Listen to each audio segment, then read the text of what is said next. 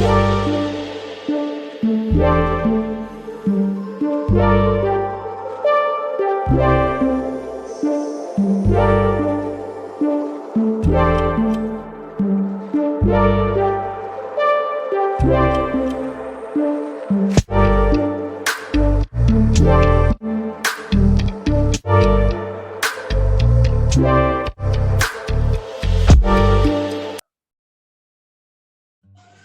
यहाँहरु सबैजनालाई नमस्कार।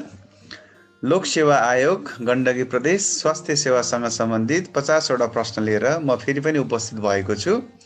यहाँहरु सबैलाई स्वागत गर्दै म आजको प्रश्नतर्फ लागे। आजको पहिलो प्रश्नमा सोधिएको छ, Which is the complications of infected one? Which is the complications of infected one? घाउको जटिलताहरूमा के पर्दछ भनेर प्रश्न गरिएको छ। यसको अप्सनहरुमा राखिएको छ। पहिलो अप्सनमा छ सेलाइटिस, दोस्रो अप्सनमा राखिएको छ ओस्टियोमाइलाइटिस, तेस्रो अप्सनमा राखिएको छ सेप्टिसेमिया र चौथो अप्सनमा माथिका सबै।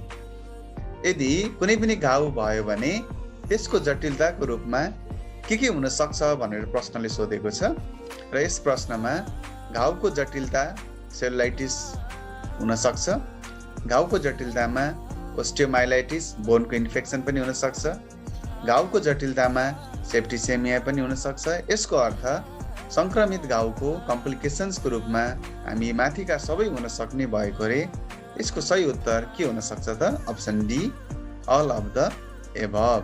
त्यसो भएर यसको राइट एन्सर के हुन सक्छ? All of the above. दोस्रो प्रश्नमा राखिएको छ, इम्पेटिगो प्रायजसो कुन उमेर समूहको व्यक्तिलाई हुन्छ? इम्पेटिगो प्रायजसो कुन उमेर समूहको व्यक्तिलाई हुने गर्दछ? इम्पेटिगो प्रायजसो हाइजिनसँग सम्बन्धित हुन्छ, सरसफाइसँग सम्बन्धित हुन्छ।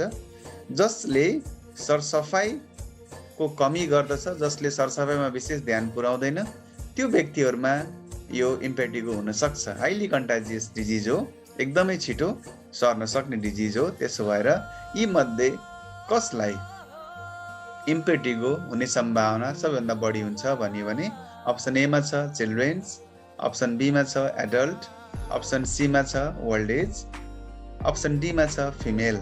यी मध्ये सबैभन्दा बढी इम्पेटिगो हुन सक्ने सम्भावना कसलाई हुन्छ त भनेर सोधियो भने हाइजिनको हिसाबमा सबैभन्दा कम हाइजिन चिल्ड्रेन्सहरुमा हुने भएको भएर सामान्यतया चिल्ड्रेन्सहरु बालबालिकाहरूलाई इम्पेटिगो हुने सम्भावना सबैभन्दा बढी हुने गर्दछ।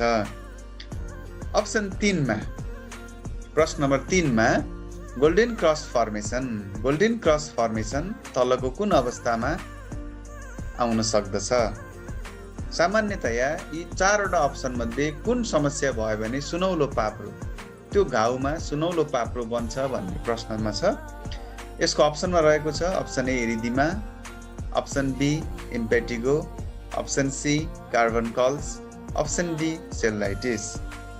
यी 4 वटा मध्ये कुन समस्या भएमा गोल्डन क्रस फर्मेसन हुन्छ त भनेर सोधियो भने गोल्डन क्रस फर्मेसन यी 4 मध्ये इम्पेटिगो भन्ने डिजिजमा हुने गर्दछ। त्यसो भएर यो छालाको रोग जो एकदमै हाइली कन्टाजियस हुन्छ, बालबालिकाहरूमा सबैभन्दा बढी हुने गर्दछ र यो समस्या भयो भने सुनौलो पाप्रो, एक किसिमको पाप्रो बन्दछ। त्यो पाप्रोलाई हामी गोल्डन क्रस्ट भन्दछौँ र सामान्यतया इम्पेटिगोमा गोल्डन क्रस्ट फर्मेसन हुने गर्दछ। प्रश्न नम्बर 4, प्रश्न नम्बर 4 मा सेलुलाइटिसले तलको मध्ये कुन स्पेसलाई सबैभन्दा बढी असर गर्दछ भनेर सोधिएको छ। सेलुलाइटिसले तलको मध्ये कुन स्पेसलाई बढी असर गर्दछ भनेर सोधिएको छ। अप्सन ए हो डर्मिस, अप्सन बी मा सबक्युटानस फ्याट, अप्सन सी मा एपिडर्मिस र डी मा अल अफ द एबभ।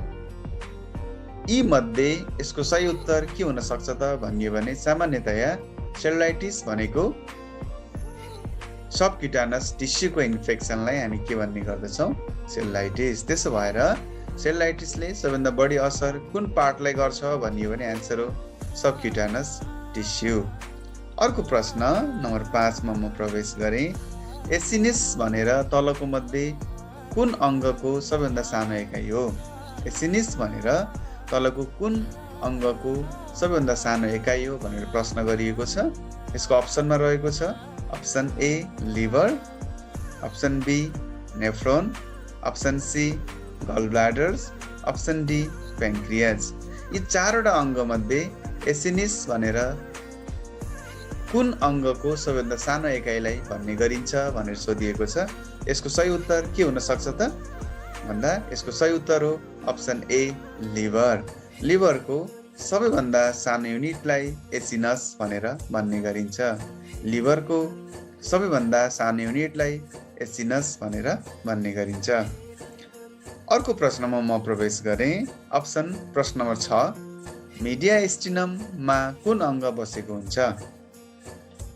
मिडियास्टिनममा कुन अङ्ग बसेको हुन्छ?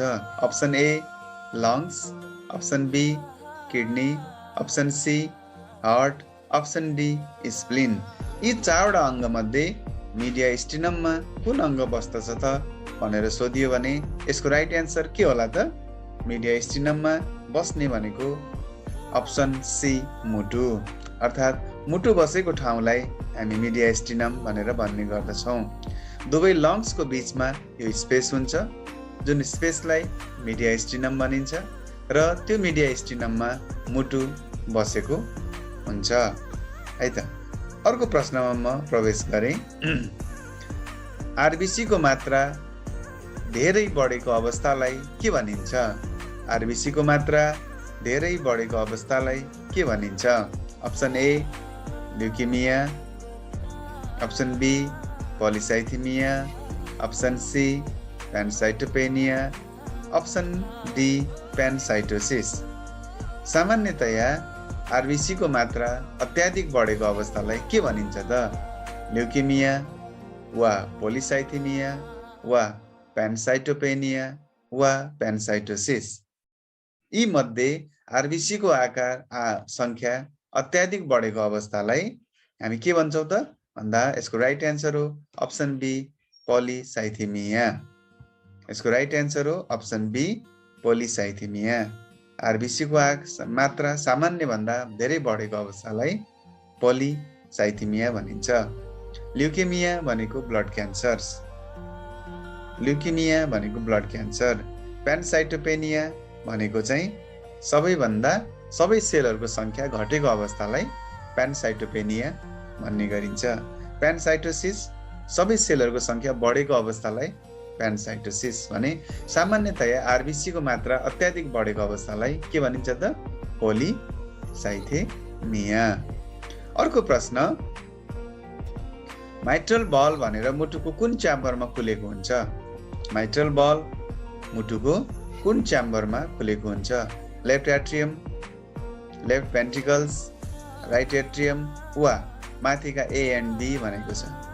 यी चारवटा मध्ये कुन ठाउँमा माइट्रल भल्भ खुलेको हुन्छ त भनेर सोधियो भने यसको राइट एन्सर के हुन सक्छ त भन्दा लेफ्ट एट्रियम र लेफ्ट भेन्ट्रिकलको बिचमा खुलेको हुन्छ। त्यसो भएर यसको राइट एन्सर के हुने भयो त यहाँनिर भन्दा ए एन्ड बी बोथ, अर्थात् लेफ्ट एट्रियम र लेफ्ट भेन्ट्रिकलको बिचमा माइट्रल भल्भ बसेको हुन्छ। त्यो माइट्रल भल्भलाई नै हामी के भन्छौँ? बाइकस्पिड भल्भ पनि भन्ने गर्दछौँ। त्यो बाइकस्पिड भल्भ लेफ्ट एट्रियम र लेफ्ट भेन्ट्रिकलको बिचमा खुलेको हुन्छ। त्यसको राइट एन्सर के भयो त? Both A and B. अर्को प्रश्न, रोटा भाइरसलाई नेसनल इम्युनाइजेसन सेड्युल्समा कहिले समावेश गरियो? रोटा भाइरसलाई नेसनल इम्युनाइजेसन सेड्युल्समा कहिले समावेश गरियो भन्दा यसको अप्सनहरूमा रहेको छ 2077 श्रावणमा, 2075 श्रावणमा, 2077 कार्तिकमा, 2075 कार्तिकमा। यो मध्ये कुन मितिमा नेपाल सरकारले रोटा भाइरस भ्याक्सिनलाई नेसनल इम्युनाइजेसन सेड्युल्समा समावेश गरेको थियो भनेर सोधियो भने यसको राइट एन्सर के हुन सक्छ त भन्दा यसको राइट एन्सर हो अप्सन ए 2077 श्रावणमा। 2077 श्रावणमा रोटा भाइरस भ्याक्सिन सुरुवात गरिएको थियो र यो अन्तिम पटक समावेश गरिएको भ्याक्सिन हो। यसलाई 2 पटक हामी दिने गर्दछौँ 6 हप्ता र 10 हप्तामा र मुखमा दिइन्छ ओरल क्याभिटी भित्र र यसलाई रोटाभाइरसद्वारा हुने डायरियाको रोकथामको लागि दिने गरिन्छ। त्यसो भएर नेपाल सरकारले रोटा भ्याक्सिनलाई 2077 साल श्रावणबाट सुरुवात गरेको थियो। अर्को प्रश्न, फुल्ली इम्युनाइजेसनको कन्सेप्ट पूर्ण खोप भन्ने अवधारणा कुन जिल्लाबाट सुरुवात भएको थियो? फुल्ली इम्युनाइजेसन्स भन्ने अवधारणा कुन जिल्लाबाट सुरुवात भएको थियो? एउटा अप्सन अछाम, बीमा पाल्पा, सीमा नवलपरासी, डीमा दैलेख। यी 4वटा जिल्ला मध्ये कुन जिल्लाबाट फुल्ली इम्युनाइजेसनको कन्सेप्ट सुरुवात भएको थियो भनेर सोधियो भने यसको राइट एन्सर के होला त? Option A Achham, B Palpa, C Nawalparasi, D Dailekh.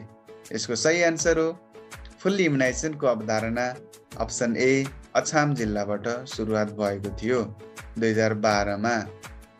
Achham जिल्लाको भागेश्वर गाविसबाट 2012 मा यसको सुरुवात भएको थियो भने पूर्ण खोप जिल्ला घोषणा चाहिँ पहिलो पटक पाल्पालाई गरिएको थियो। पूर्ण खोप जिल्ला घोषणा चाहिँ पहिलो पटक पाल्पालाई गरिएको थियो। तर अवधारणाको सुरुवात कहाँबाट भयो भन्ने हो भने एन्सर यसको अछाम जिल्लाबाट भनेर भन्नु पर्दछ है त। अर्को प्रश्नमा छ आर्टियल ब्लडमा कति प्रतिशत अक्सिजन पाइन्छ? आर्टियल ब्लडमा कति प्रतिशत अक्सिजन पाइन्छ? अप्सन ए हो 60%, option B 75%, option C 98%, option D 100%। यसरी आर्टरीमा पाइने ब्लडमा कति प्रतिशत अक्सिजन हुन्छ भनेर सोधियो भने option A 60%, option B 75%, option C 98%, option D 100%।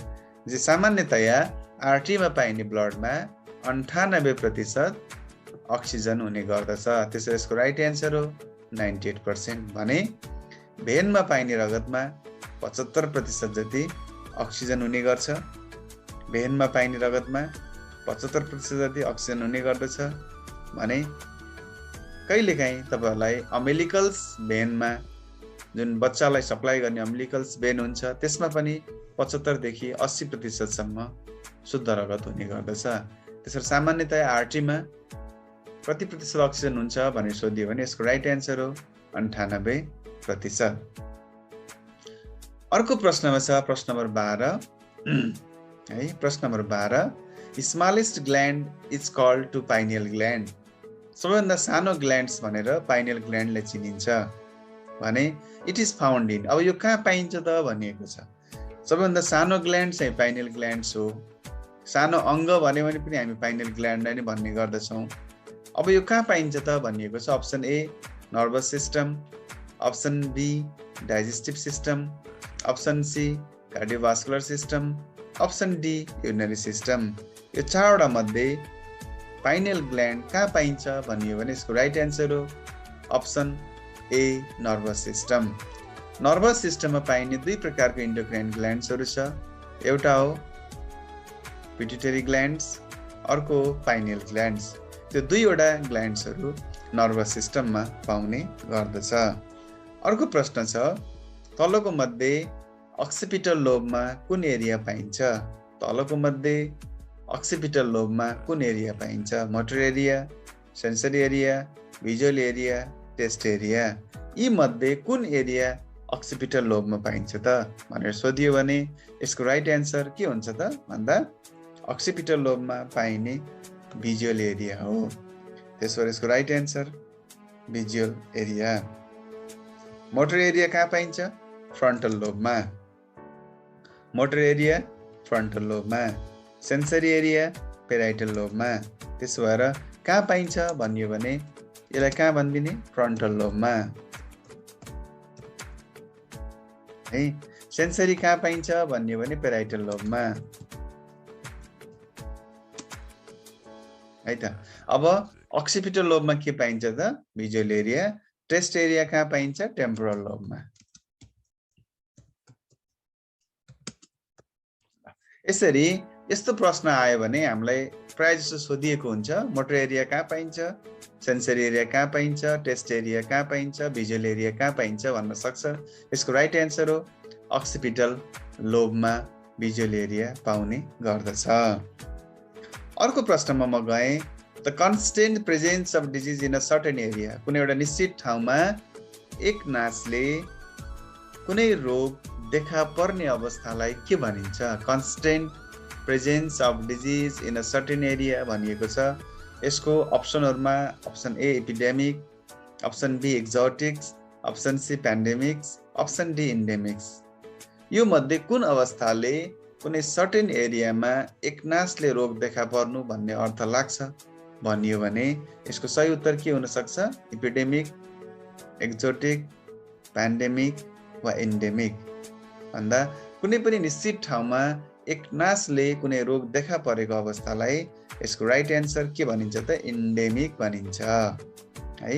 जसलाई हामी नेपालीमा के पनि भन्छौँ? स्थानीय। यदि कुनै एउटा निश्चित ठाउँमा महामारीको रूपमा फैलिन्छ भने त्यो के हो? एपिडेमिक है। त्यो महामारी विश्वव्यापी फैलिन्छ भने पेन्डेमिक। जस्तो अहिले हामीले कोरोना भाइरसहरू भन्छौँ, पेन्डेमिक रूपमा फैलिएको छ। कुनै रोग एक ठाउँबाट वा एक देशबाट अर्को देशमा आउँछ भने त्यसलाई हामी एक्जोटिक भन्छौँ। यसरी कन्स्टेन्ट प्रेजेन्स भन्यो भने आन्सर के हुन्छ त? इन्डेमिक। अर्को प्रश्न, वर्ल्ड एफसीएचबी डे, विश्व भन्न आउँछ। यस नेपाल महिला स्वयंसेविका दिवस भनेर हामीले यसलाई वर्ल्ड नभनौँ, विश्वव्यापी रूपमा मनाइँदैन, नेपालमा मात्रै हो यो मनाइने यहाँनिर। ल, नेपालमा एफसीएचबी डे कहिले मनाइन्छ भनेर प्रश्न छ। यसको अप्सनहरुमा option A 1 December, option B 5 December, option C 5 जुलाई, अप्सन डी 7 अप्रिल। यो चारवटा डेट मध्ये महिला स्वयंसेविका दिवस कहिले मनाइन्छ भनेर सोधिएको छ। यसको अप्सन के हुन सक्छ? एन्सर डिसेम्बर 1 हो कि 5 डिसेम्बर हो कि 5 जुलाई हो कि 7 अप्रिल हो भनियो भने यसको राइट एन्सर के हुन सक्छ त भन्दा 5 डिसेम्बरमा महिला स्वयंसेविका दिवस मनाउने गरिन्छ। नेपाल सरकारले 5 डिसेम्बरमा महिला स्वास्थ्य स्वयंसेविका दिवस मनाउने गरी दिन तोकिएको छ र त्यो दिनमा महिला स्वयंसेविकाहरूलाई सम्मानहरू गर्ने, उहाँहरूलाई कार्यक्रममा सहभागी गराउने कार्य गरिन्छ। जुन कहिले गरिन्छ भन्यो भने यसको एन्सर हो 5 डिसेम्बर। अर्को प्रश्नमा छ, which is related with the unit tract infection, तलको मध्ये कुन भाग अर्थात् कुन अङ्ग युटिआई सँग सम्बन्धित छ, युनिट ट्र्याक इन्फेक्सन सँग सम्बन्धित छ भनिएको छ। इसोफेगस हो कि, स्टमक हो कि, युरेटर हो कि जेजिनम हो? यो मध्ये कुन भाग युटिआई सँग सम्बन्धित छ भनिएको छ। Option A oesophagus, option B stomach, option C ureter, option D jejunum. यो मध्ये कुन अङ्ग युटिआई सँग सम्बन्धित छ भन्यो भने यसको राइट एन्सर के भयो त? Option C ureter. युरेटरको इन्फेक्सनलाई पनि हामी के भन्ने गर्छौँ? युटिआई। त्यसो भएर यसको सही उत्तर के भयो त? युरेटर। अर्को प्रश्न, प्रोटोस्कोपले के को एक्जामिनेसनका लागि प्रयोग गरिन्छ? प्रोटोस्कोप के को एक्जामिनेसनको लागि प्रयोग गरिन्छ? अप्सन सी, अप्सन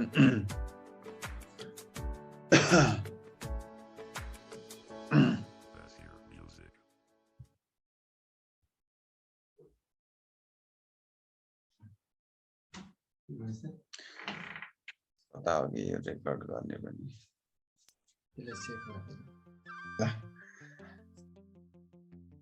ओके, ल, प्रश्न नम्बर 17 मा प्रश्न गरिएको छ, प्रोटोस्कोप के को एक्जामिनेसनका लागि प्रयोग गरिन्छ? प्रोटोस्कोपलाई के को एक्जामिनेसनको लागि प्रयोग गरिन्छ त भनियो भने option A piles, option B hernia, option C uterus examinations, option D bleeding. यी मध्ये के को एक्जामिनेसनको लागि प्रोटोस्कोपको प्रयोग गरिन्छ भनियो भने सही उत्तर के हुन सक्छ त यसको भन्दा यसको सही उत्तर हो अप्सन ए पाइल्स। पाइल्स अर्थात् पाइल्सलाई हामी के पनि भन्ने गर्छौँ? हेमोरोइड्स पनि भन्ने गर्छौँ। र पाइल्सको एक्जामिनेसन अर्थात् एनसको एक्जामिनेसन गर्नु पर्यो, रेक्टमको एक्जामिनेसन गर्नु पर्यो भने हामी एउटा मेसिनको प्रयोग गर्छौँ। त्यो मेसिनलाई हामी प्रोटोस्कोप भन्ने गर्छौँ। र प्रोटोस्कोप हेरेर हेमोरोइड्स वा पाइल्स कहाँबाट कुन एरियाबाट भएको छ भन्ने कुराहरू फाइन्ड आउट गरिन्छ।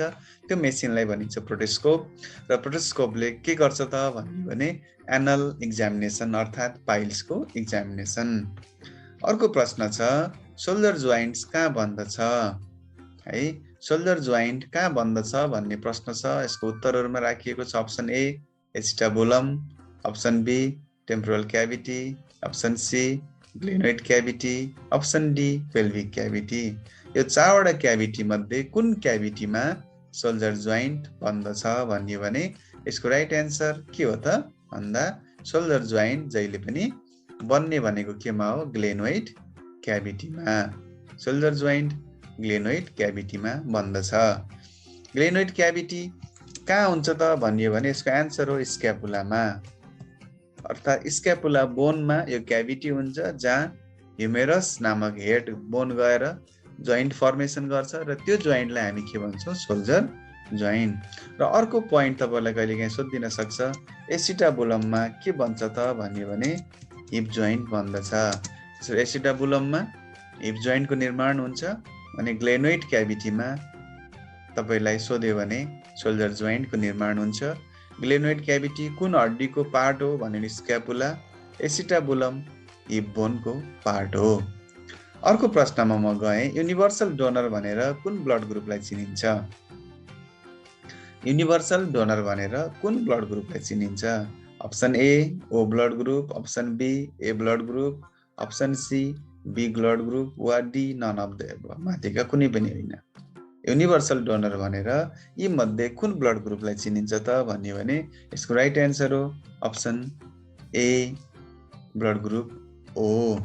ब्लड ग्रुप ओ लाई हामी युनिभर्सल डोनर पनि भन्दछौँ अनि ब्लड ग्रुप बी लाई युनिभर्सल रिसिभर पनि भन्ने गरिन्छ र ओ भित्र पनि वास्तवमा ओ नेगेटिभलाई युनिभर्सल डोनर भनिन्छ भने एबी पोजिटिभलाई युनिभर्सल रिसिभर भनेर भन्ने गरिन्छ। र ब्लड ग्रुप ओ भनेको एन्टिजेन सर्फेस एन्टिजेन नभएको ब्लड ग्रुप हो अर्थात् आरबिसीमा कुनै पनि एन्टिजेन भएन भने त्यो व्यक्तिको ब्लड ग्रुप ओ हुने गर्दछ। हुन्छ। अर्को प्रश्नमा छ आँखाको कुन भागमा ब्लड सप्लाई हुँदैन। आँखाको कुन भागमा ब्लड सप्लाई हुँदैन। Option A sclera, option B iris, option C retina वा अप्सन डी कर्निया। यो चारवटा मध्ये कुन भागमा ब्लड सप्लाई हुँदैन भनेर सोधिएको छ। यसको राइट एन्सर के होला त सामान्यतया आँखाको बाहिरी पत्रलाई अभास्कुलर लेयर अफ आई भनिन्छ। अभास्कुलर लेयर अफ आई यसको अर्थ यो बाहिरी पत्र मध्ये पनि वास्तवमै ब्लड सप्लाई नभएको भाग भनेको कर्निया हो। त्यसो भएर सामान्यतया कर्नियालाई हामी अभास्कुलर पार्ट अफ आई अर्थात् रगतको सञ्चार नभएको भाग भनेर भन्ने गर्दछौँ। त्यसो भएर आँखाको कर्नियामा ब्लड सप्लाई भएको हुँदैन। अर्को प्रश्नमा छ सर्किल अफ विल्स तलको कुन अङ्गमा पाइन्छ। Circle of Willis, circle of Willis आँखाको तलको कुन अङ्गमा पाइन्छ भनिएको छ। अप्सन ए कानमा, अप्सन बी टाउकोमा, option C nose, option D trachea. यो मध्ये कुन भागमा सर्किल्स अफ विल्स पाइन्छ भन्यो भने यसको राइट एन्सर के होला त भन्दा यो चारवटा मध्ये यसको राइट एन्सर हो अप्सन बी हेड अर्थात् हेडमा एक प्रकारको आर्ट्रीहरूको जाली बनेको हुन्छ। माखुराको जालो जस्तो स्ट्रक्चर हुन्छ। त्यो माखुराको जालो जस्तो स्ट्रक्चरलाई सर्किल अफ विल्स भनिन्छ जो टाउकोमा ब्लड सप्लाई गर्ने काम गर्दछ। त्यसो भएर सर्किल अफ विल्स कहाँ पाइन्छ भन्यो भने यसको राइट एन्सर हो अप्सन बी हेड। अर्को प्रश्नमा छ which organs are related with the system of reticuloendothelial। तलको मध्ये कुन अङ्ग रेटिकुलो इन्डोथेलियल अर्गनमा पर्दछ भनिएको छ। प्रश्नले तलको कुन अङ्ग रेटिकुलो इन्डोथेलियल अर्गनमा पर्दछ। यसको अप्सनमा एमा छ लिभर, अप्सन बीमा बोन म्यारो, अप्सन सीमा स्प्लिन, अप्सन डीमा माथिका सबै। यी मध्ये कसलाई रेटिकुलो इन्डोथेलियल अर्गन्स भनिन्छ भनियो भने यसको राइट एन्सर के हुन सक्छ त भन्दा रेटिकुलो इन्डोथेलियल सिस्टम भनेको जसले ब्लड सेलहरू बनाउने काम गर्छ, ब्लड सेलहरूलाई टुक्राउने काम गर्छ। यस्तो कामसँग सम्बन्धित अङ्ग भनेको लिभर पनि हो, बोन म्यारो पनि हो, स्प्लिन पनि हो। यसको अर्थ रेटिकुलो इन्डोथेलियल अर्गन्समा यी माथिका सबै अङ्गहरू पर्दछन्। त्यसो भएर यसको राइट एन्सर हो अल अफ द एबभ। यसको राइट एन्सर हो अल अफ द एबभ। अर्को प्रश्न, सोलिटरी ग्ल्यान्ड शरीरको कुन भागमा पाइन्छ? अर्को प्रश्न छ, सोलिटरी ग्ल्यान्ड शरीरको कुन भागमा पाइन्छ? एउटा यस्तो ग्ल्यान्ड छ जो लिम्फेटिक टिस्युले बनेको छ। यो कुन भागमा पाइन्छ? इन्टेस्टाइनमा पाइन्छ कि स्टमकमा पाइन्छ कि ब्लड भेसल्समा पाइन्छ कि ब्रोन्काई एन्ड ब्रोन्कियल्सहरूमा पाइन्छ? भन्यो भने यसको राइट एन्सर के हुन सक्छ त भन्यो भने सोलिटरी ग्ल्यान्ड्सहरू हाम्रो शरीरको इन्टेस्टाइन अर्थात् अप्सन ए आन्द्रामा पाइन्छ। र यो मध्ये पनि विशेष गरेर कुन आन्द्रामा पाइन्छ भन्यो भने स्मल इन्टेस्टाइनमा है त। यसको पनि विशेष गरेर कुन आन्द्रामा पाइन्छ त? यो स्मल इन्टेस्टाइनमा। यो स्मल इन्टेस्टाइनको वालमा पाइने एक किसिमको ग्ल्यान्ड्स हो, जुन ग्ल्यान्ड्स लिम्फेटिक टिस्युले बनेको हुन्छ। र यो लिम्फेटिक टिस्युले बनेको ग्ल्यान्ड्सले इन्टेस्टाइनलाई सुरक्षा दिइराखेको हुन्छ। त्यसो भएर सोलिटरी ग्ल्यान्ड्सहरू कहाँ पाइन्छ भन्यो भने एन्सर हो इन्टेस्टाइन, विशेष गरी सानो आन्द्रामा। अर्को, phaeochromocytoma is a disorder of. Phaeochromocytoma, यो phaeochromocytoma is a disorder of कुन मध्ये, यो ग्ल्यान्ड्सहरू मध्ये कुन ग्ल्यान्ड्सको असर हो त? कुन ग्ल्यान्ड्सको रोग हो त? पिट्युटरी ग्ल्यान्ड्सको हो कि पाराथाइरोइड ग्ल्यान्ड्सको हो कि एड्रिनल ग्ल्यान्ड्सको हो कि प्याङ्क्रियासको हो? यो चारवटा मध्ये फियोक्रोमोसाइटोमा भन्ने डिसअर्डर एड्रिनल ग्ल्यान्डको हो। सामान्यतया एड्रिनल ग्ल्यान्डमा ट्युमर फर्मेसन हुनुलाई फियोक्रोमोसाइटोमा भनिन्छ। एड्रिनल ग्ल्यान्डको ट्युमर है त, अ काइन्ड अफ क्यान्सर भनौँ न, ट्युमर फर्मेसन हुनुलाई हामी के भन्ने गर्छौँ? फियोक्रोमोसाइटोमा। त्यसो भएर phaeochromocytoma is a disorder of adrenal gland हैन। यसमा ट्युमर फर्मेसन हुनुलाई के भनिँदो रहेछ? फियोक्रोमोसाइटोमा। अर्को प्रश्न, which is true about CBIMNCA protocols? Community based integrated management of neonate and childhood illness को प्रोटोकल जुन छ त्यो प्रोटोकलसँग के कुरा सत्य छ? नेपालमा CBIMCA प्रोग्राम 1995 बाट सुरुवात भएको भनेको छ, 1995। दोस्रो प्रश्नमा, दोस्रो अप्सनमा छ, it is helps to manage the disease of under 5 childrens. यसले 5 वर्ष मुनिका बालबालिकाहरूको रोगको म्यानेजमेन्ट गर्छ है त। यसलाई समुदाय स्तरमै प्रयोग गरिएको छ भनेपछि IMCI को बारेमा यी सबै कुराहरू मिल्दा जुल्दा छन्। त्यसो भएर यसको राइट एन्सर के हुनुपर्छ भन्दा यो 1995 मा पनि सुरुवात भएको सही हो। यसले 5 वर्ष मुनिको बालबालिकाको रोगहरूको व्यवस्थापन गर्छ, यो पनि सही हो। यसलाई समुदाय स्तरमै भनेको हेल्थ पोस्ट स्वास्थ्य चौकी लेभलबाटै यसलाई प्रयोग गरिन्छ भनेपछि यसको सही उत्तर हो। यी माथिका सबै कुराहरू CBIMCA सँग सम्बन्धित छ। त्यसो भएर यी सबै कुराहरू CBIMCA सँग रिलेटेड हुने गर्दछ। अर्को प्रश्नमा छ, प्राय जसो सडक दुर्घटनामा पर्दा इन्जियर्ड हुने अङ्ग कुन हो? सडक दुर्घटनामा पर्दाखेरि सामान्यतया सबैभन्दा बढी इन्जियर्ड हुने अङ्ग कुन हो? लिभर हो कि हार्ट हो कि स्प्लिन हो कि प्याङ्क्रियाज हो भनियो भने प्राय जसो दुर्घटना चोटपटक लाग्दाखेरि यी भिस्ट्रल अर्गन शरीरभित्र पाइने अङ्गहरूमध्ये सबैभन्दा बढी इन्जुरी हुने अङ्ग चाहिँ स्प्लिन हो। त्यसो भएर मोस्ट कमन यो रोड ट्राफिक एक्सिडेन्टहरूमा एब्डोमिनल अर्गन्सहरू कुनै इन्जुरी भयो भने हैन, हातखुट्टाहरू भाँचिनु छुट्टै कुरा भयो, बाहिरका समस्या भयो, तर भित्री अङ्गहरूमा सबभन्दा बढी इन्जुर्ड हुने चाहिँ कुन हो त? स्प्लिन हो। त्यसो भएर स्प्लिन सडक दुर्घटनामा पर्दा धेरै इन्जुर्ड हुने अङ्ग हो। प्रश्न number 27, which antibiotics is used for the management of rheumatic heart disease? rheumatic heart disease को उपचारको लागि, व्यवस्थापनका लागि तलको कुन एन्टिबायोटिक्स प्रयोग गरिन्छ? यसको प्रश्न अप्सनहरुमा छ। Option A ciprofloxacin, option B benzathine penicillin, option C azithromycin, option D माथिका कुनै पनि होइन भन्दा यी मध्ये कसलाई रिमेटिक हार्ट डिजिजको ट्रिटमेन्टको लागि प्रयोग गरिन्छ? सिप्रोफ्लोक्सासिन, बेन्जाथियन पेनिसिलिन, एजिथ्रोमाइसिन वा माथिका कुनै पनि होइनन्। यसको सही उत्तर के हुन सक्छ त भन्दा रिमेटिक हार्ट डिजिजमा प्रयोग गर्ने मुख्य औषधि कुन हो त? Option B benzathine penicillin. Option B benzathine penicillin, जो मार्केटमा पेनिड्युरा भनेर नाममा आउने गर्दछ। यो नेचुरल पेनिसिलिन हो जसलाई खास गरी बिटा हेमोलाइटिक स्ट्रेप्टोकोकस, जुन ग्रुप ए बिटा हेमोलाइटिक स्ट्रेप्टोकोकस छ जसले रिमेटिक हार्ट डिजिजको लागि कारक तत्त्व मानिन्छ, त्यसको ट्रिटमेन्टको लागि बेन्जाथियन पेनिसिलिनको प्रयोग गरिन्छ। अर्को प्रश्न छ ट्रु जेस्टेसनल भनेर कति दिनलाई चिनिन्छ? है त वास्तविक बच्चाको उमेर कति हो त, जसलाई हामी ट्रु जेस्टेसनल एज भन्छौँ, कति दिनलाई चिनिन्छ भन्यो भने अप्सन ए 267 दिन, अप्सन बी 270 दिन, अप्सन सी 280 दिन, अप्सन डी 286 दिन।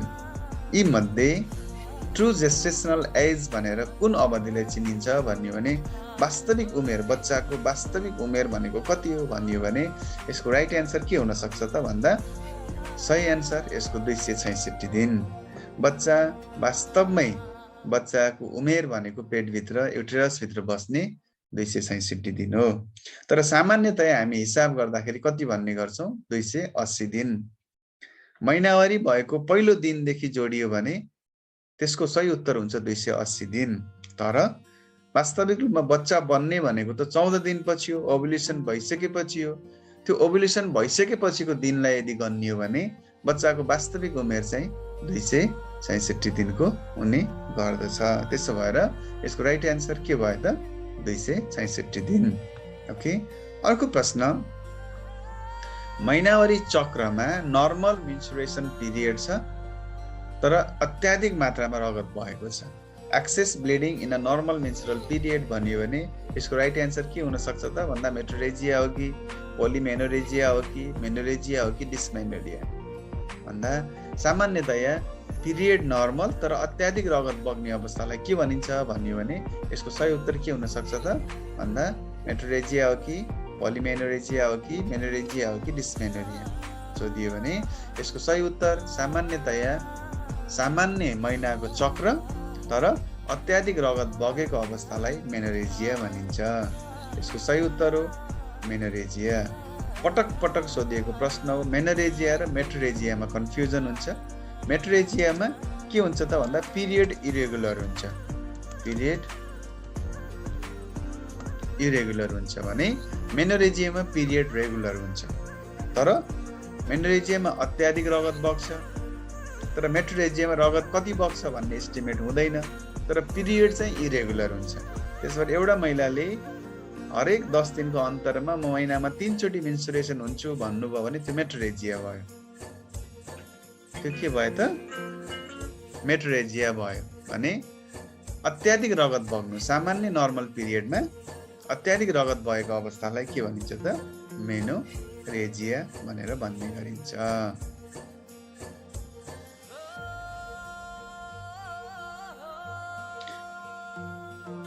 ओके ल, अर्को प्रश्न छ प्रश्न नम्बर 30 मा the study of drug is called भनिएको छ औषधिको बारेमा अध्ययन गर्नु हैन।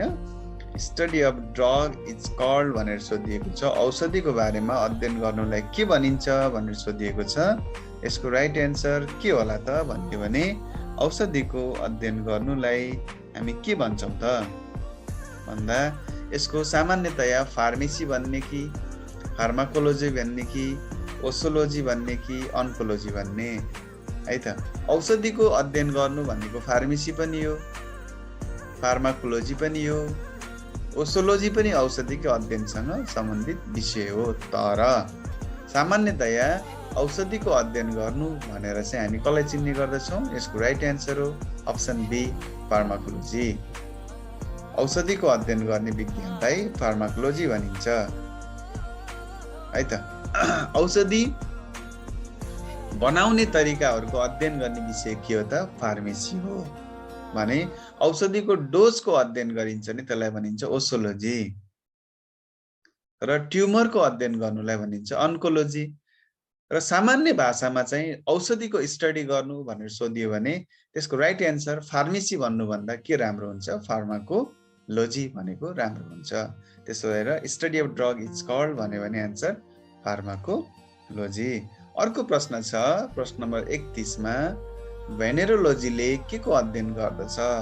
Option A tumour, option B viral disease, option C ENT, option D sexual disease. यो चारवटा मध्ये भेनेरोलोजीले के को अध्ययन गर्दछ? ट्युमरको कि, भाइरल डिजिजको कि, इएनटी को कि सेक्सुअल डिजिजको भनियो भने यसको राइट एन्सर हो भेनेरोलोजीले सामान्यतया के को अध्ययन गर्छ भन्ने अप्सन डी सेक्सुअल डिजिज। अर्थात् यसले के को अध्ययन गर्छ त? सेक्सुअल डिजिजको। त्यसो भएर यसको राइट एन्सर के भयो त? भेनेरोलोजी भनेको यौन रोगहरूको अध्ययन गर्ने विषयलाई भेनेरोलोजी भनिन्छ, त्यसलाई हामी सेक्सुअल डिजिज भनेर भन्ने गर्छौँ है त। अर्को कार्बन डाइअक्साइडको उत्पादन कसले गर्दछ भन्ने प्रश्न छ अप्सन 32 मा। कार्बन डाइअक्साइडको उत्पादन कसले गर्दछ? Option A mitochondria, option B ribosome, option C lysosome, option D nucleus. यी चारवटा भागमध्ये कार्बन डाइअक्साइडको उत्पादन कसले गर्दछ? किनभने लिएको कार्बन डाइअक्साइड 0.04% हुन्छ। हामीले फालिएको हावामा कार्बन डाइअक्साइड 4% हुन्छ। भनेपछि हाम्रो शरीरको कुनै भागले कार्बन डाइअक्साइड त बनाउँछ, त्यो कसले निर्माण गर्छ भनेर सोधियो भने अप्सन यसको राइट के हुन सक्छ? माइटोकन्ड्रिया हो कि, राइबोसोम हो कि, लाइसोसोम हो कि न्युक्लियस हो भन्दा यसको सही उत्तर हो कार्बन डाइअक्साइडको उत्पादन कसले गर्छ त? अप्सन ए माइटोकन्ड्रिया है। अप्सन ए माइटोकन्ड्रियाले कार्बन डाइअक्साइडको उत्पादन गर्दछ। अर्को प्रश्न छ टोनोमिटरले के को मापन गर्दछ? अर्को प्रश्न टोनोमिटरले के को मापन गर्दछ? ब्लड प्रेसर हो कि, इन्ट्राक्रेनियल प्रेसर हो कि, इन्ट्राअकुलर प्रेसर हो कि इन्ट्राभेनस प्रेसर हो? यो मध्ये कुन प्रेसर टोनोमिटरले नाप्दछ भनियो भने यसको राइट एन्सर के होला त? टोनोमिटर आँखाभित्रको प्रेसर नाप्नलाई प्रयोग गरिने इन्स्ट्रुमेन्ट हो, मेसिन हो। भने ब्लड प्रेसर केले नाप्छौँ हामी? स्फेग्मोम्यानोमिटर्स। स्फेग्मोम्यानोमिटर्स भने आँखाभित्रको प्रेसर नाप्ने मेसिनलाई के भनिँदो रहेछ? टोनोमिटर। त्यसो भएर आई प्रेसर केले नाप्छ भन्यो भने यसको राइट एन्सर हो टोनोमिटरले है। अर्को प्रश्नमा छ द कमन कज अफ हेपाटोस्प्लिनोमेगाली। सामान्यतया लिभर र स्प्लिन सँगै सुनिनुलाई हामी हेपाटोस्प्लिनोमेगाली भन्छौँ। यो के कारणले हुन्छ भन्यो भने यसको एन्सर एउटा अप्सन हो कालाजार, अर्को अप्सन हो मलेरिया, अर्को अप्सन हो टाइफाइड, अर्को अप्सन हो अल अफ द एबभ। यी मध्ये कुन रोगमा हेपाटोस्प्लिनोमेगाली हुन्छ भन्यो भने यसको राइट एन्सर के होला त भन्दा हेपाटोस्प्लिनोमेगाली कालाजारमा पनि हुन्छ, मलेरियामा पनि हुन्छ, टाइफाइडमा पनि हुन्छ। यसको सही उत्तर हो all of the above.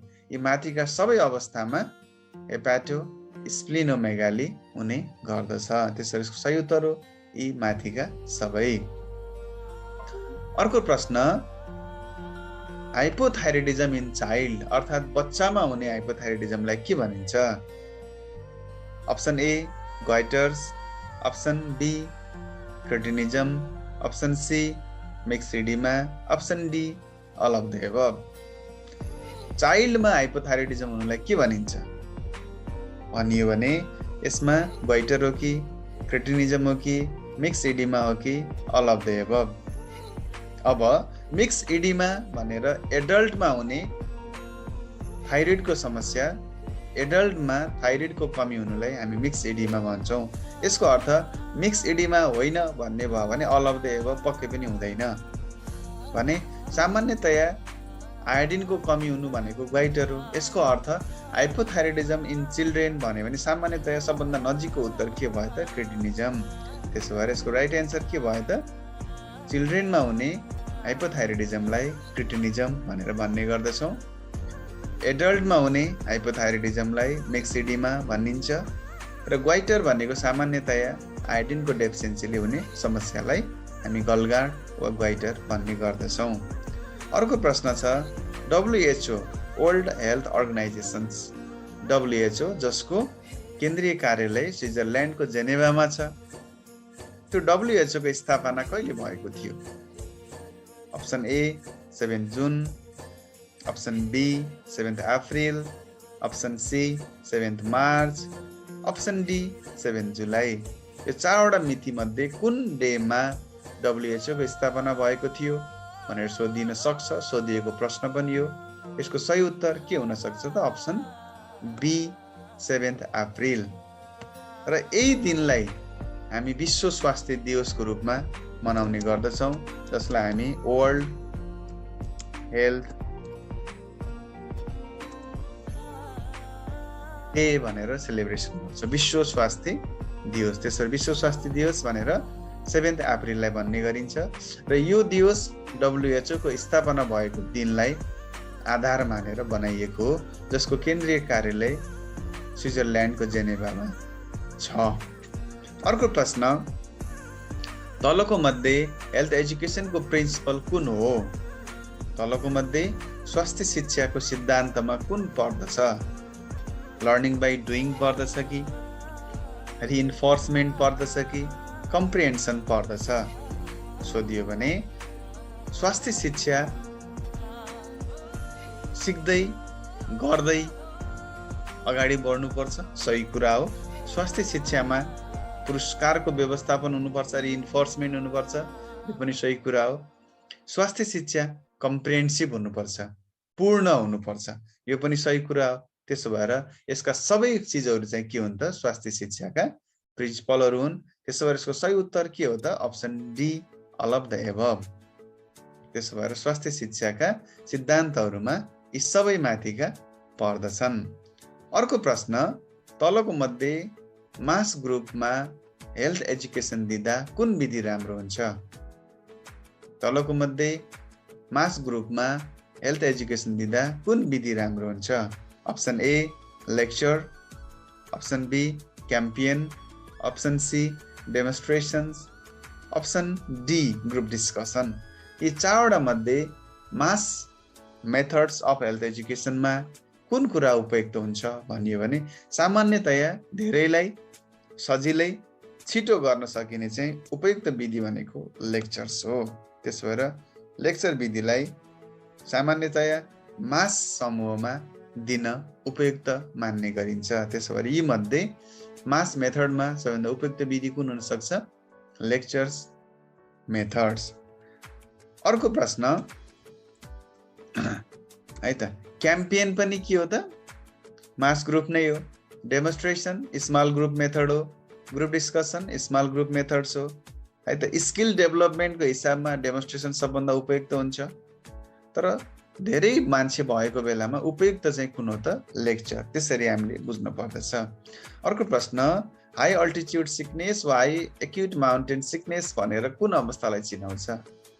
High altitude sickness वा एक्युट माउन्टेन सिकनेस भनेर तलको कुन अवस्थालाई चिनाउँदछ भन्छ? लु लाग्नु हो कि, हिउँले खानु हो कि, आगोले पोल्नु हो कि लेख लाग्नु हो?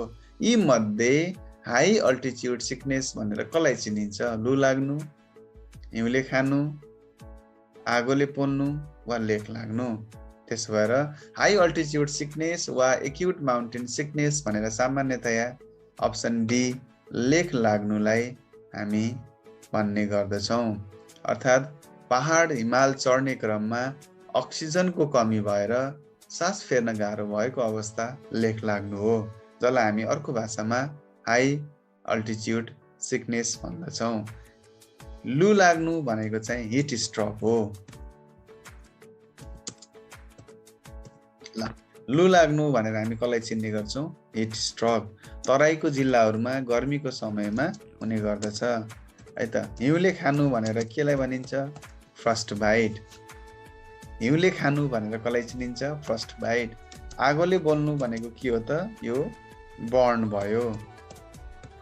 चिसो अब मोइस्ट स्काल्ड तातो आगोले पोल्नुलाई हामी के भन्छौँ? बर्न। यसरी हाई अल्टिट्युड सिकनेस भनेर हामी सामान्यतया कसलाई बुझ्छौँ त? लेक लाग्नुलाई हामी बुझ्ने गर्दछौँ।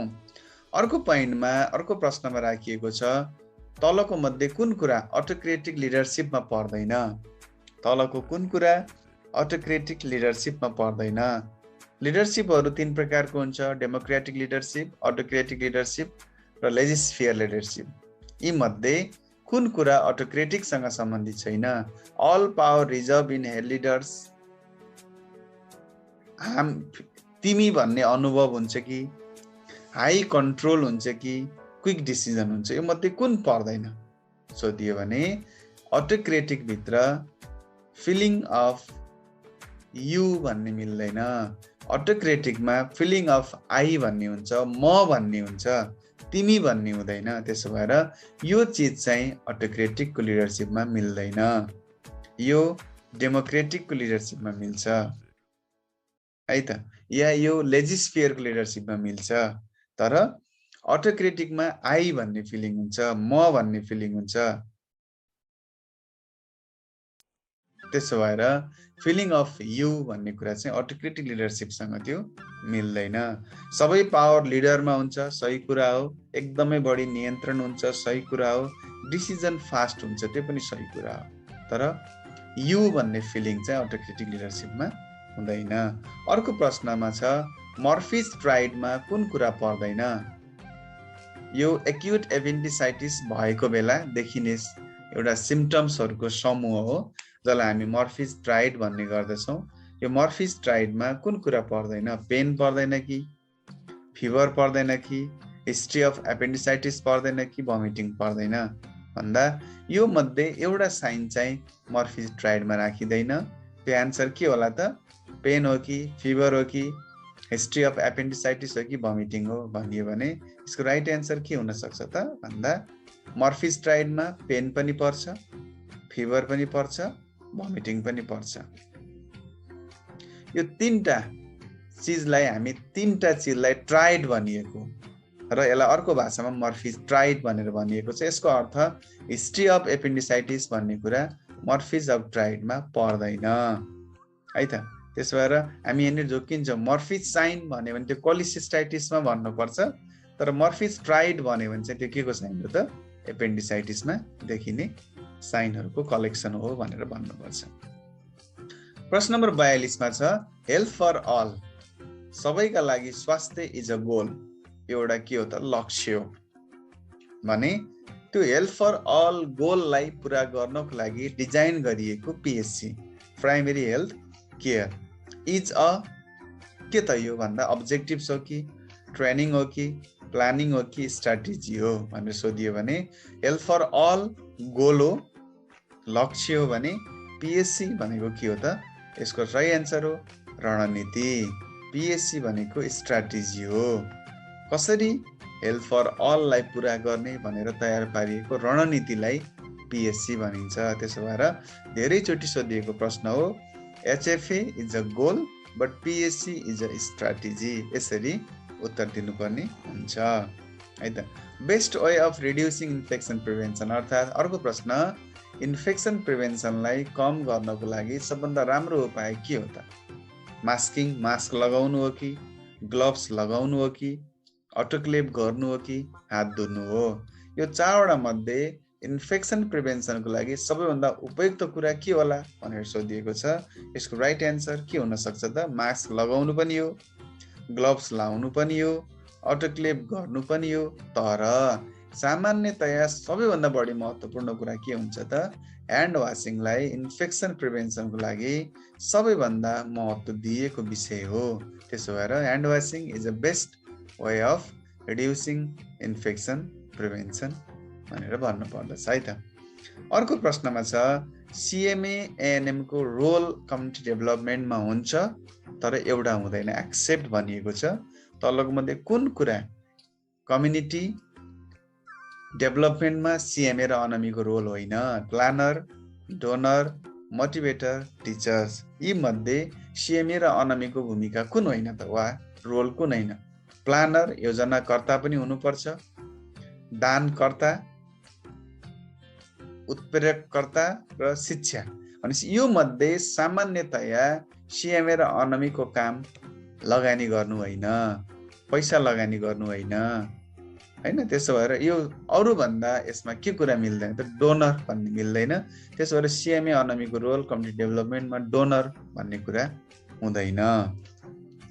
अर्को प्रश्न छ, अल्डिहाइड टेस्ट केमा गरिन्छ? एकदमै धेरै पटक सोधिएको प्रश्न हो। अल्डिहाइड टेस्ट केमा गरिन्छ? सामान्यतया अल्डिहाइड टेस्ट केमा गरिन्छ भन्दा option A kala-azar, B dengue, C filariasis र डी मलेरिया।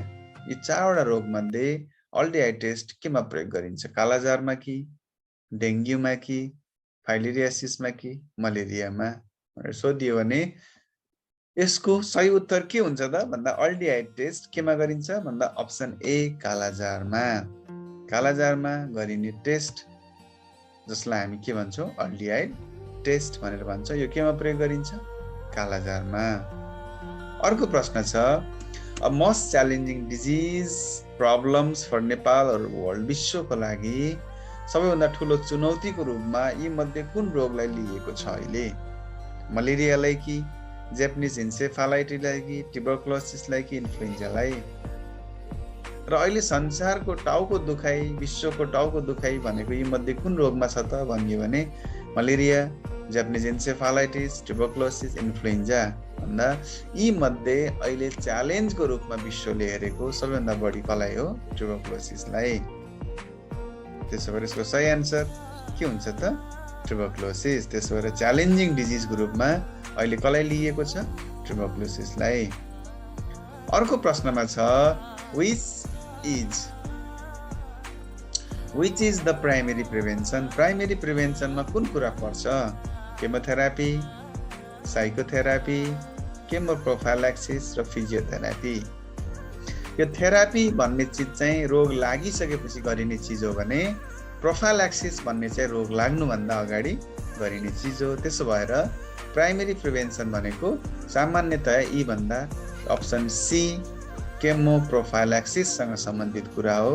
अर्थात् कुनै पनि ठाउँमा रोग फैलिनुभन्दा अगाडि नै औषधि सेवन गर्ने प्रक्रियालाई केमोप्रोफाइलेक्सिस भनिन्छ र केमोप्रोफाइलेक्सिसलाई हामी प्राइमेरी प्रिभेन्सन भनेर भन्ने गर्दछौँ। त्यसो भएर अप्सन सी केमोप्रोफाइलेक्सिस। अर्को प्रश्न छ, प्रश्न number 48, tetracycline should not be taken with. टेट्रासाइक्लिनलाई केसँग खाइनु हुँदैन? अप्सन गरिएको छ दुधसँग, पानीसँग, चुरोटसँग, अल्कोहलसँग। भन्यो भने सामान्यतया टेट्रासाइक्लिनलाई हामी दुधसँग खान हुँदैन भनेर सल्लाह दिनु पर्दछ है त। त्यसो भएर टेट्रासाइक्लिनको प्रयोग केसँग गर्न मिल्दैन भन्यो भने एन्सर हो दुधसँग है। अल्कालाइन सब्स्टान्सेसले टेट्रासाइक्लिनको शोषणलाई घटाइदिने, काम गर्न नदिने हुने भएको भएर सामान्यतया टेट्रासाइक्लिनलाई हामी दुधसँग नपिउनु भनेर हामी सल्लाह दिने गर्दछौँ। अर्को प्रश्न छ, उल्टी रोक्ने औषधिहरूलाई के भनिन्छ? भमिटिङ रोक्ने औषधिहरूलाई के भनिन्छ? Anti allergic drug, anti emetic drug, laxative वा पर्गेटिभ ड्रग, एन्टाएसिड ड्रग। यी मध्ये कुन औषधिहरूलाई उल्टी रोक्न प्रयोग गरिने औषधि भनेर चिनिन्छ? एन्टी एलर्जिक, एन्टिमेटिक्स, लैक्जेटिभ, पर्गेटिभ वा एन्टाएसिड्स भन्दा एलर्जीको विरुद्धमा दिनु भनेको एन्टी एलर्जिक, लैक्जेटिभ र पर्गेटिभ भनेको दिशा नरम र पातलो बनाउन दिने औषधि, ग्यास्ट्रिक जुसलाई कम गर्नको लागि एन्टाएसिड एसिडिटीको रूपमा पेटमा जलन भएको बेलामा त्यो एसिडलाई न्युट्रलाइज गर्न दिने औषधि एन्टाएसिड भने सामान्यतया उल्टी रोक्ने औषधिहरूलाई के भनिदो रहेछ? Anti emetics. त्यसो भएर उल्टी रोक्न प्रयोग गर्ने औषधिहरूलाई एन्टी इमेटिक्स भनिन्छ। अर्को प्रश्न, the localised pus collection in a cavity. Localised pus collection in a cavity, क्याभिटीमा पस कलेक्सन भएर बसेको अवस्थालाई के भनिन्छ भनिएको छ? Option A boils, option B cellulitis, option C eczema, option D abscess. यो मध्ये कुनै क्याभिटीमा पस जम्मा भएर बसेको अवस्थालाई के भनिन्छ? बोइल्स भनिन्छ कि सेलुलाइटिस भनिन्छ कि एक्जिमा भनिन्छ कि एब्सेस भनिन्छ भनेर सोधियो भने यसको राइट एन्सर के होला त? The pus collection in a localised area वा क्याभिटी भनेर सोधियो भने इट इज कल्ड एब्सेस। यसलाई के भनिन्छ त? एब्सेस भनिन्छ। भने कुनै एउटा निश्चित हेयर फलिकल्समा पिप जम्नुलाई के भनिन्छ? बोइल्स है। हेयर फलिकल्समा पस कलेक्सन हुनुलाई बोइल्स भनिन्छ। सबक्युटानस टिस्युको एक्युट इन्फेक्सनलाई सेलुलाइटिस भनिन्छ। एक्जिमा भनेको एलर्जिक कन्डिसन अफ स्किन हो। भने कुनै एउटा स्पेशल क्याभिटीमा पिप जमेर बस्नुलाई के भनिन्छ त? एब्सेस भन्ने गरिन्छ।